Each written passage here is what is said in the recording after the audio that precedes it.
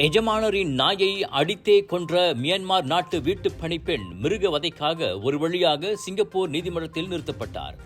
கடந்த ஜனவரி 22ஆம் தேதி அடுக்குமாடி குடியிருப்பு ஒன்றில் அக்குற்றத்தை புரிந்ததாக 26 வயது ஜூனி லால் ஆன் புய் மீது 4 குற்றச்சாட்டுகள் சுமத்தப்பட்டன.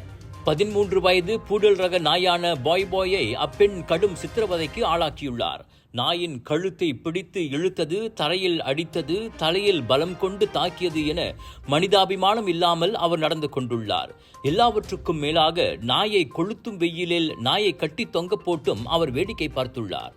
ஆனால் தம் மீது கொண்டு வரப்பட்ட 4 குற்றச்சாட்டுகளில் 3ஐ ஒப்புக்கொள்வதாகவும் நாயை கட்டி தொங்க போட்டதாக கூறப்பட்ட 4வது குற்றச்சாட்டை மறுத்து விசாரணை கூறுவதாகவும் ஜூனிலால் கூறினார்.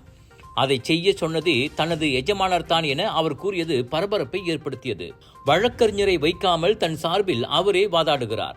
வீட்டில் நாயின் நடமாட்டத்தை கண்காணிப்பதற்காக பொருத்தப்பட்ட சிசிடிவி கேமராவில் அக்கொடுமைகள் பதிவாகி முன்னதாக வைரலானது குறிப்பிடத்தக்கது. சிங்கப்பூர் சட்டத்திட்டத்தின்படி முதல் தடவை குற்றவாளி என்ற பட்சத்தில் ஜூலிலாலுக்கு அதிகபட்சம் 18 மாதங்கள் சிறை தண்டனையும் $15,000 சிங்கப்பூர் டாலர் அபராதமும் விதிக்கப்படலாம்.